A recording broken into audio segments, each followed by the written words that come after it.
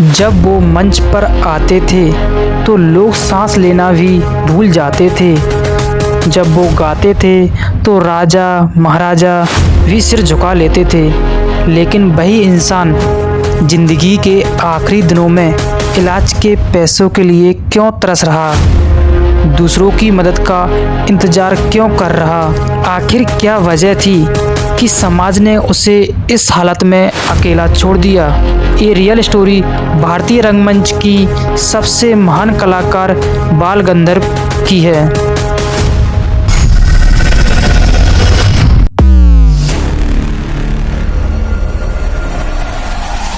तो स्वागत है आप सभी का इस वीडियो में। इस वीडियो में हम बात करेंगे बाल गंधर्व की, जिसने अपनी लाइफ में इतना बड़ा फेम पाने के बाद भी उसका डाउनफॉल कैसे हुआ, क्या कारण थे, उनको जानेंगे और इस वीडियो में आपको बहुत कुछ सीखने को मिलेगा। चलिए तो शुरू करते हैं शुरू से इस वीडियो को। भारत, ये वो दौर है जब पूरे भारत पर अंग्रेजों का शासन चल रहा है। 1888 महाराष्ट्र। एक साधारण परिवार में एक बच्चा जन्म लेता है। इस बच्चे के परिवार में ना कोई नाम बड़ा और ना कोई खास पहचान। इस छोटे से बच्चे में बचपन से ही एक टैलेंट था जो आगे जाकर बड़े से बड़े राजाओं महाराजाओं को अपने आगे नतमस्तक करने पर मजबूर कर देगा। बचपन से ही उसकी आवाज़ में कुछ अलग था, कोमल, भावनात्मक, सीधे दिल में उतर जाने वाली। ये वो दौर है जब महिलाओं को किसी भी मंच पर जाना पाप माना जाता है। बाल गंधर्व, जिसकी आवाज़ सुरीली और चेहरा भी महिलाओं जैसा, फिर क्या बाल गंधर्व ने फैसला किया, अगर इस गरीबी और गुमनाम जिंदगी से बाहर निकलना है तो नाम कमाना ही पड़ेगा।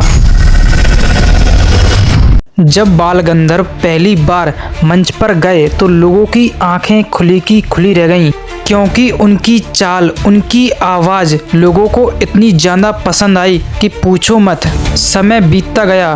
लोगों का कहना है जब बाल गंधर्व फीमेल्स का पात्र निभाते थे तो लोग सांस रोक लेते थे। जब वो माता सीता, रुक्मणी, इवन हर देवी का किरदार निभाते थे तो राजा के राजा खड़े हो जाते थे और विद्वान रो पड़ते थे। लोग कहते थे ये अभिनय नहीं बल्कि साक्षात देवी का रूप है। बाल गंधर्व अब सिर्फ कलाकार नहीं थे बल्कि वो एक युग बन चुके थे।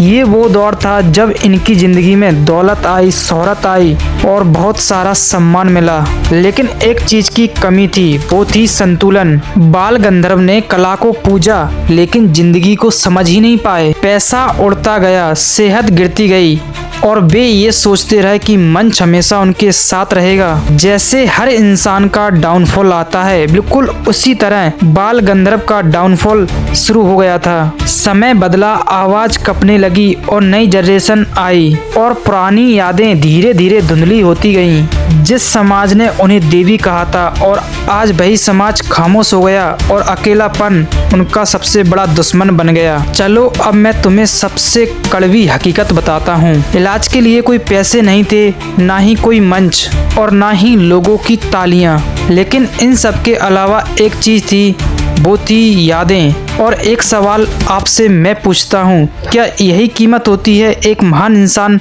होने की? सोचकर कमेंट में जरूर बताना। भले ही अब बाल गंधर्व इतिहास बन चुके थे लेकिन वो अपनी असल जिंदगी में अकेले ही थे। ये स्टोरी किसी कला के खिलाफ नहीं है बल्कि ये स्टोरी अंधी शोहरत के खिलाफ है और उस समाज के खिलाफ है जिसे इस हालत में तरस भी नहीं आई। बाल गंधर्व हमें ये सिखाकर चले गए, टैलेंट तुम्हें ऊंचाइयां दे सकता है लेकिन समझदारी तुम्हें बचाती है और तालियां तो उधार होती हैं। देखो एक रियलिटी बताता हूँ, अगर मंच पर पर्दा गिरता है तो वो दोबारा से उठ जाता है, लेकिन असल जिंदगी में पर्दा सिर्फ एक बार ही गिरता है। मुझे उम्मीद है ये रियल लाइफ स्टोरी एक छोटी सी वीडियो में आपको बहुत कुछ सिखाकर जाएगी। अगर इस वीडियो को लेकर आपके पास कोई सजेशन है तो कमेंट बॉक्स में जरूर बताना। चलिए मिलते हैं अगली वीडियो में, तब तक के लिए गुड बाय।